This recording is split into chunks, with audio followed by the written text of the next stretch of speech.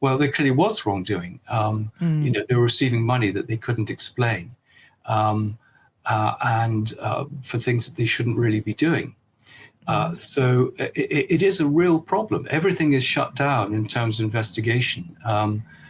I don't know what the answer is. I mean, I've tried to get parliamentary committees to look at some things. For example, the Duke's time special trade envoy.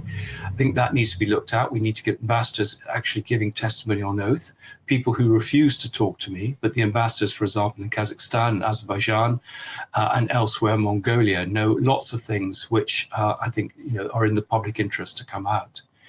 There are politicians who know exactly what was going on. So, for example, Jack Straw, who was a former Labour Foreign Secretary, said that he only had one dealing with Andrew, and that was over Turkey. Well, I know that he had extensive dealings with Andrew. That's just not the truth. Other people, Peter Mandelson, the British ambassador in Washington, very close to Epstein, very close to Andrew. The two were actually the witnesses at Evelyn de Rothschild and Lynn Forrester's wedding.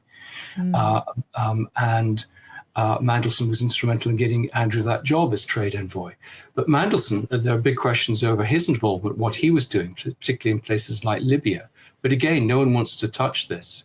But I was surprised that he was appointed to that role, given the skeletons in his closet. He's already had to resign twice over scandals. Right.